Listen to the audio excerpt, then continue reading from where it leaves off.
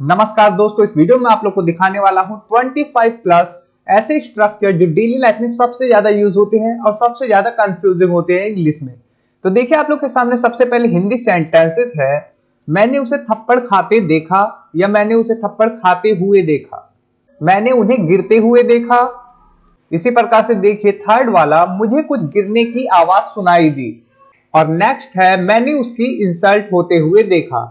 यहां पर देखिए कोई काम हो रहा है और ये सभी पैसिव के सेंटेंसेस जैसे लग रहे हैं, लेकिन जब तक आप इनके स्ट्रक्चर को नहीं जानेंगे आप इस प्रकार के सेंटेंसेस को बिल्कुल ही गलत बना देंगे। इसी प्रकार से देखिए, खाना खाकर वो टहलने चला गया। अब ये खाकर वाला मतलब यहाँ पर दो काम हुए, पहला खाना खाने का और सेकंड काम हुआ कि वो टहलने चला गया। तो इस प्रकार के सेंटेंसेस आप डेली लाइफ में कैसे बनाएंगे? अब देखिए, यहाँ पर आप लोगों के लिए कुछ खास स्ट्रक्चर है। आप डेली लाइफ में काफी बार बोलते हैं, क्या मैंने कभी तुम्हें कुछ भी करने से मना किया है? आप इसे इंग्लिश में कैसे बनाएंगे? इसी प्रकार से, क्या तुमने आज तक कुछ अपने दम पर किया है? और लास्ट वाला देखिए, क्या तुमने कभी कुछ अपने आप नहीं किया है?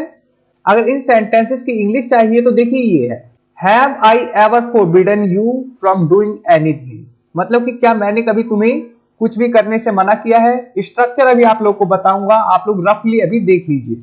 क्या तुमने आज तक कुछ अपने दम पर किया है? इसकी इंग्लिश है, have you ever done anything on your own. On your own का मतलब होता है अपने दम पर, खुद से।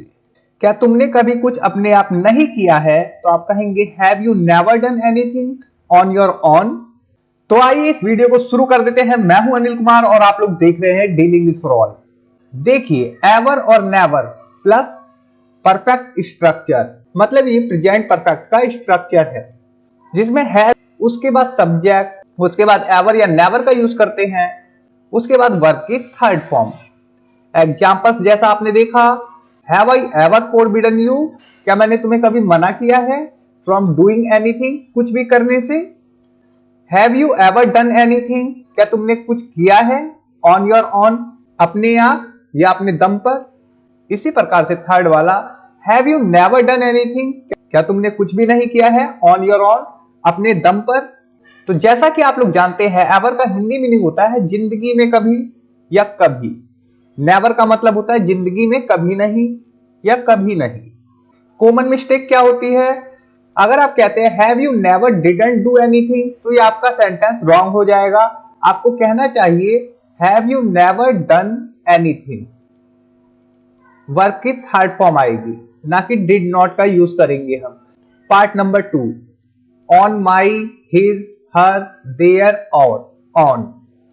मतलब कि इसमें से हम किसी का भी यूज कर सकते हैं। ऑन, माई कह सकते हैं, ऑन हिज ऑन मतलब कि उसने अपने दम पर, देयर मतलब उन्होंने अपने दम पर, और मतलब हमने अपने दम पर। इसका मीनिंग क्या है? अपने दम पर, स्वयं।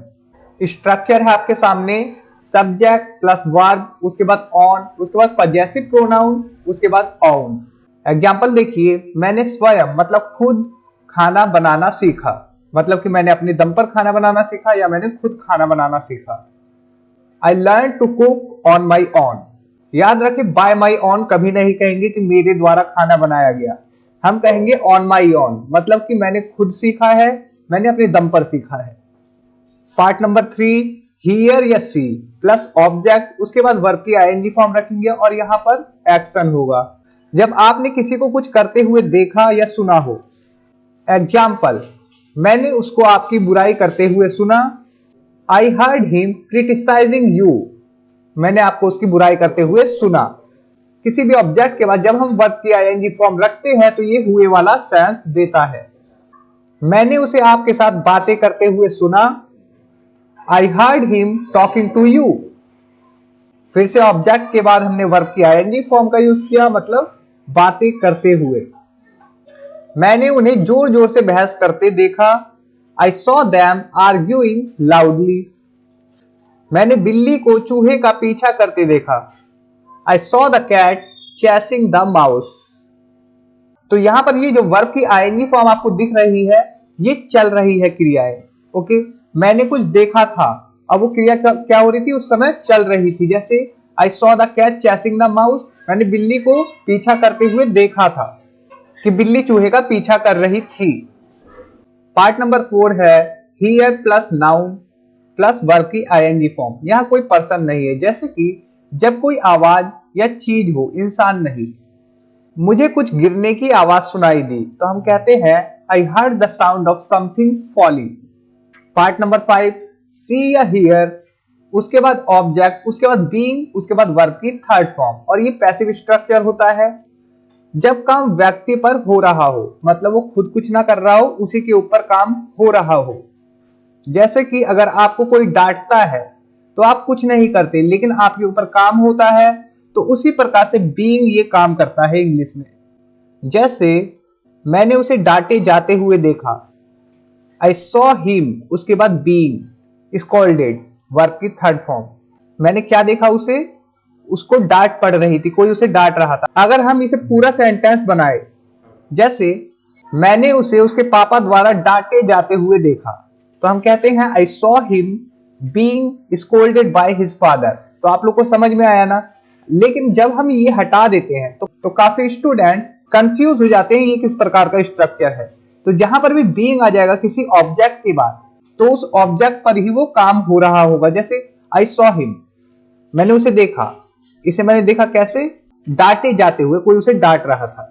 अगर हम इस सेंटेंस को ब्रेक करें तो ये दो सेंटेंसेस में बटेगा। आई सॉ हिम, मैंने उसे देखा, his father was scolding him, उसके पापा उसे डांट रहे थे।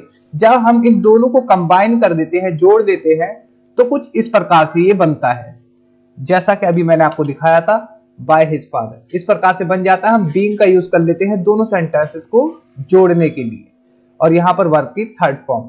अब देखिए part number 6, get plus verb की third form natural spoken passive है ये। एग्जाम्पल, मैंने उसे थप्पड़ खाते देखा, I saw him getting slap, या हम यहां पर बीइंग स्लैप्ड भी कह सकते हैं। स्पोकन में गेट का ज्यादा यूज होता है, इसलिए गेटिंग ज्यादा बेटर है। अगर नेगेटिव सेंटेंस की बात करें, I did not see him being slapped, अगर हमें बताना हो किसके द्वारा, तो हम उसे बाय लगा के बता सकते हैं, मैंने उसे उसके दोस्त द्वारा थप्पड़ खाते हुए देखा, I saw him being slapped by his friend. Part number 7 है अदर पैसिव सीइंग एग्जांपल। मैंने पेड़ को कटते देखा, I saw the tree getting cut down. मैंने उन्हें गिरते हुए देखा, I saw them falling down. Part number 8, with being plus verb की थर्ड फॉर्म, जिसमें हम स्टेट या प्रोसेस बताते हैं। मैंने उसे नजरअंदाज किए जाते हुए देखा, तो हम कहते हैं I saw him being ignored. मैंने कुत्ते को प्रशिक्षित होते हुए देखा, I saw the dog being trained.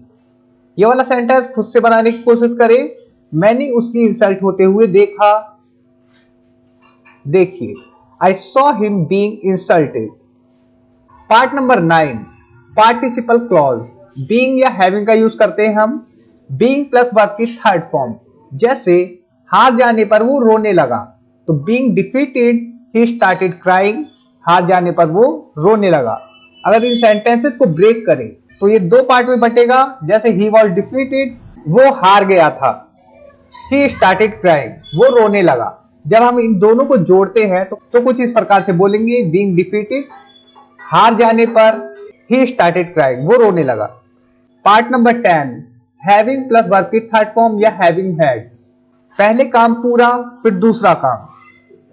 खाना खाकर वो टहलने चला गया, पहले खाना खाया फिर टहलने चला गया, तो हम कहेंगे हैविंग ईटन फूड, खाना खाने के बाद या खाना खाकर, he went for a walk, वो टहलने चला गया।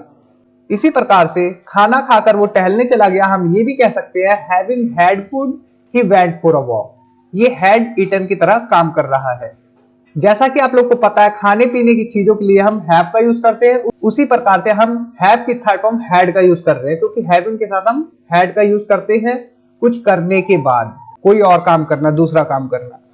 अब देखिए कॉमन मिस्टेक क्या करते हैं students, I saw him slab.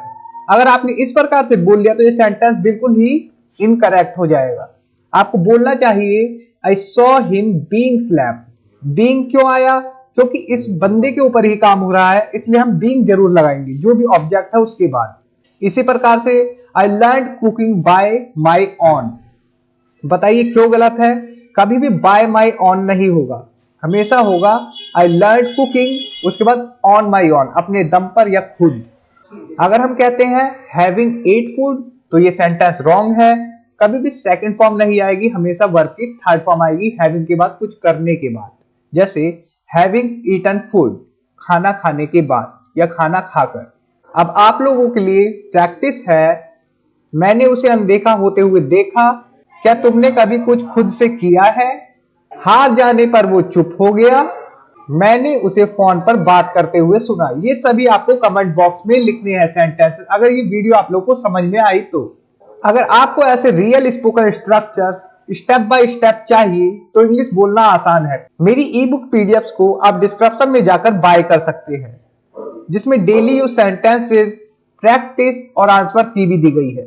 तो आज आपने सीखा एवर और नेवर का यूज, ऑन माई ऑन का use, see here plus verb की ING form, passive with being और गेटिंग, बीइंग और हैविंग का स्ट्रक्चर सीखा आपने कि दो काम हम कैसे करते हैं इन्हें लगाकर। अगली वीडियो में इससे भी ज्यादा कंफ्यूजिंग बट पावरफुल इंग्लिश बताऊंगा आप लोग को। बस इस वीडियो को आप ज्यादा से ज्यादा हाइप करें, जो कि मुझे भी सपोर्ट मिले। तो thanks for watching, take care, bye.